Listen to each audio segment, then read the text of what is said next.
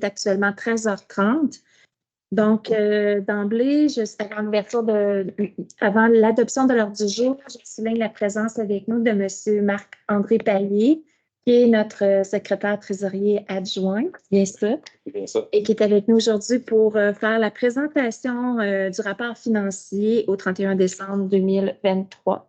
Donc, bienvenue, merci d'être avec nous. Donc, vous avez eu préalablement l'ordre du jour. Est-ce que quelqu'un est prêt à en faire la proposition? Pascal. Merci. Donc, la parole est à vous, M. Pallé, pour le dépôt du rapport financier. Merci bien, Mme Allard. Le rapport financier, c'est ça, audité par la firme Raymond Chabot Grant Thornton. Donc, pour l'exercice, se terminant le 31 décembre 2023. Si on débute avec la première page au niveau de l'état des résultats, donc les revenus et les dépenses de l'année. Juste pour la présentation. Ça ne sera pas long, ça va être partagé.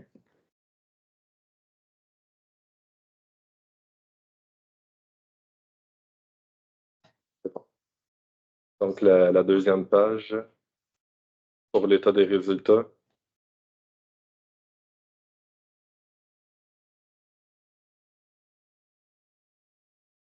Parfait. Donc, juste avant de débuter avec les chiffres, peut-être juste une petite mention au niveau des colonnes. La première colonne avec les chiffres se trouve avec la réalisation 2022 de l'administration municipale, donc le réel de l'année comparative 2022. Deuxième colonne, le budget 2023 pour l'administration municipale qui est la ville de Bécancour. Après, la troisième colonne, la réalisation 2023, donc les chiffres réels de l'administration municipale. Et ensuite de ça, les deux dernières colonnes se trouvent à être les organismes contrôlés. C'est un rapport financier qui est audité, donc audité mais consolidé. Donc, on ajoute des organismes contrôlés par la ville de Bécancour, puis un certain partenariat là, dans la régie intermunicipale de gestion des déchets. Donc, je vais surtout me concentrer là, sur les chiffres réels 2023 pour l'administration municipale, qui est la troisième colonne. Donc, si je débute avec les revenus de fonctionnement, revenus de taxes, 33 529 040 $. Compensation tenant lieu de taxes, donc les revenus de taxes au niveau des bâtiments gouvernementaux, 253 000 $. Les revenus de transfert au niveau des subventions, 3 272 681 $. Les services rendus, principalement au niveau des services de la communauté, pour 941 000 $. L'imposition de droits, donc des droits de mutation, des permis de construction, pour 3 989 000 $ en 2023. Des amendes et pénalités, 103 940 $. Des autres revenus d'intérêt pour 853 911 $. Des autres revenus de 709 394 $, principalement des revenus suite à la vente de terrain dans le parc PME. Pour un total des revenus de fonctionnement, budget 2023, 37 297 000 $ par rapport à un réel de 43 653 835 $ en 2023.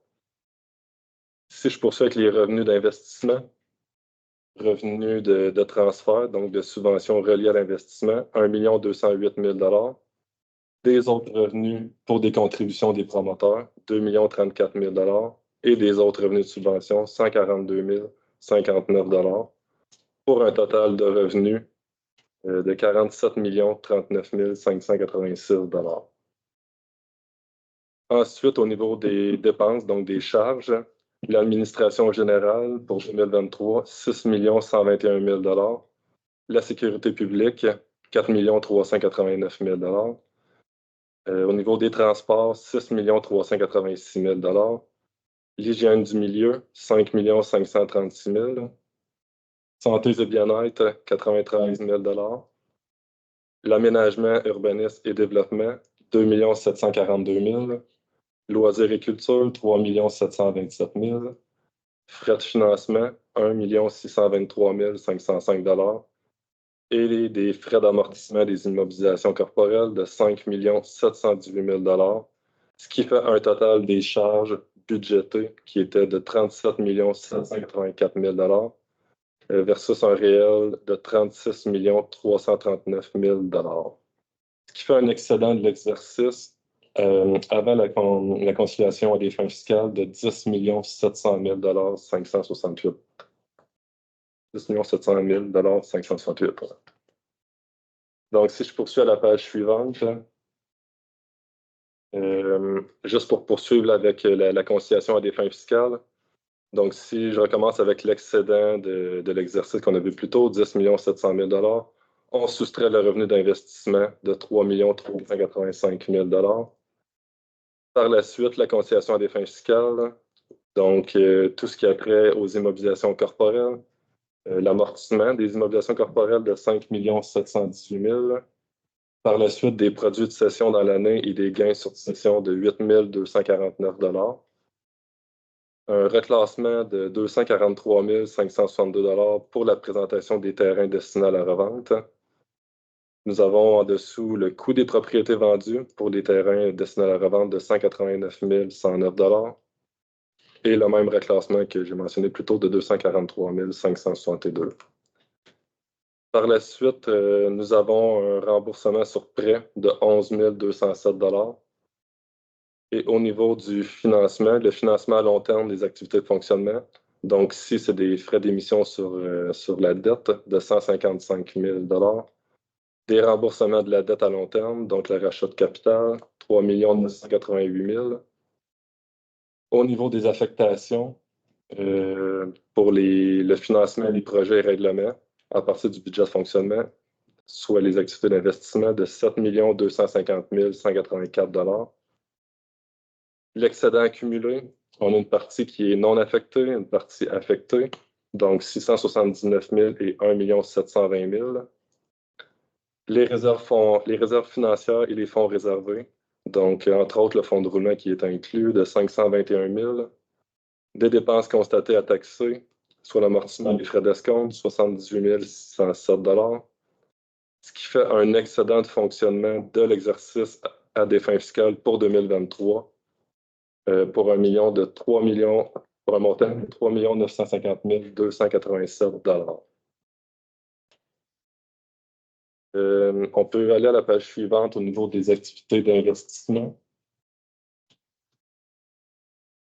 Donc, ici, c'est vraiment le détail de l'investissement 2023. Donc, si on part à la colonne 2 avec le revenu d'investissement, je l'avais mentionné un peu plus tôt, là, mais c'est le revenu d'investissement de 3 385 000 On ajoute à cela les acquisitions d'immobilisation corporelle en 2023 pour un total de 18 618 000 principalement, là, je dirais que c'est relié là, au département là, des transports, l'hygiène du milieu et en loisirs aussi.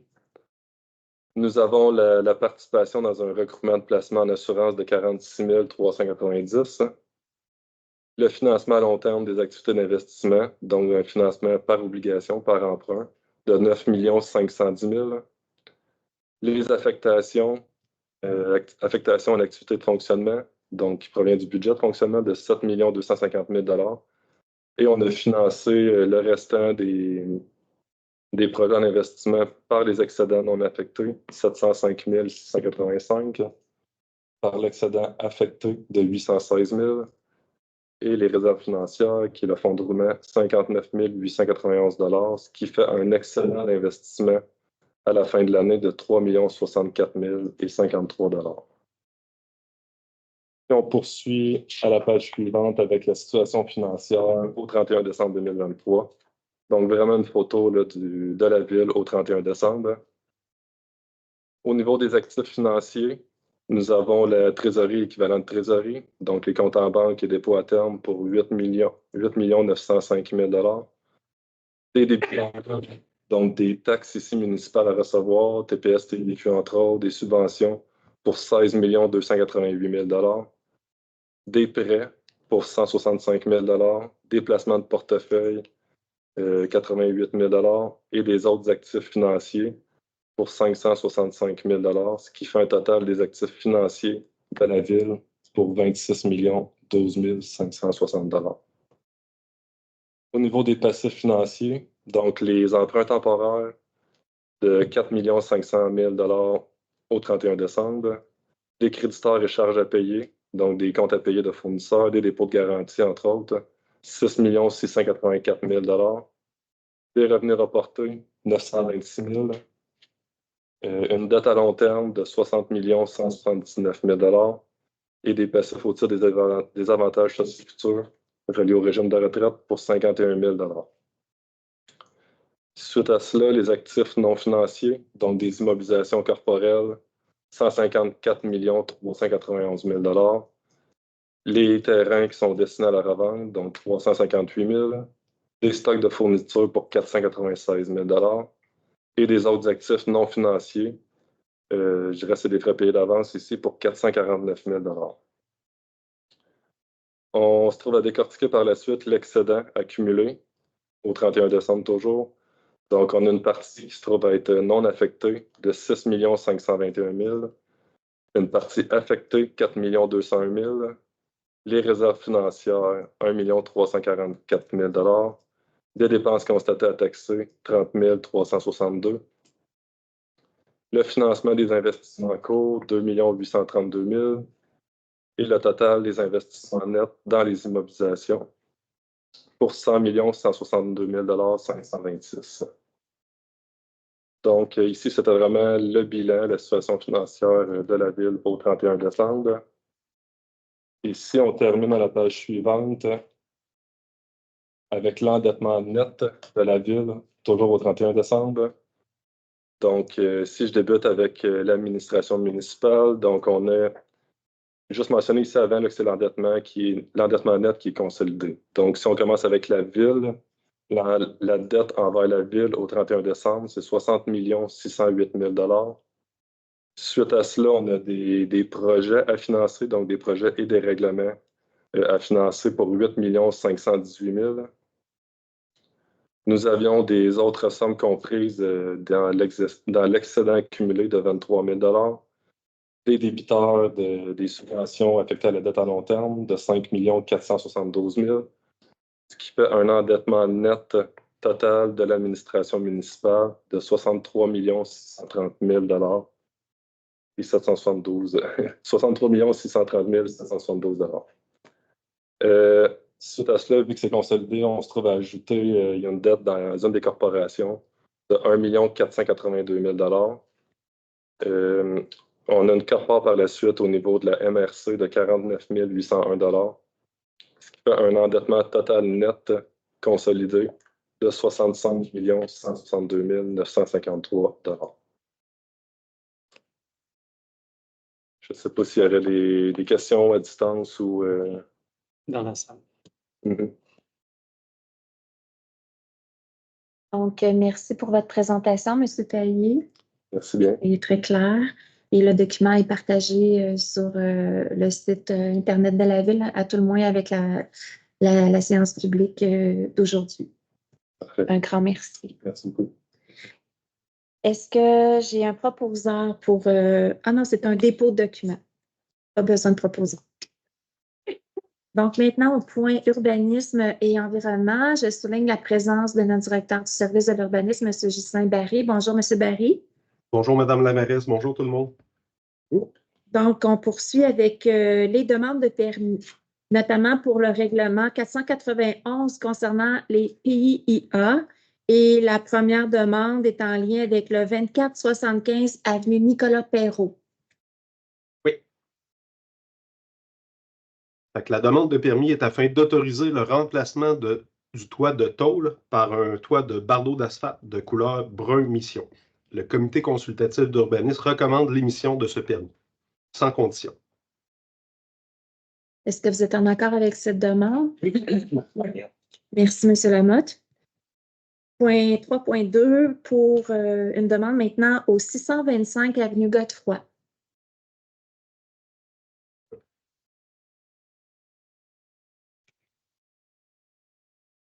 Cette demande de permis vise à autoriser le remplacement de l'enseigne érigée sur le mur du bâtiment pour le remplacer par celui que je mets à l'écran. Ça, c'est le nouveau panneau et le panneau actuel,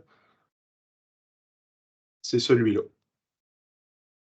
Même matériau, lettrage vinyle collé de couleur noire et bleue sur un panneau d'alu-panel fini brossé. Le comité consultatif recommande l'émission de ce permis sans condition. Est-ce que vous êtes tous en accord avec la demande? Donc, Mme Hébert, merci pour la proposition. Point 4 maintenant, adoption de projet de règlement.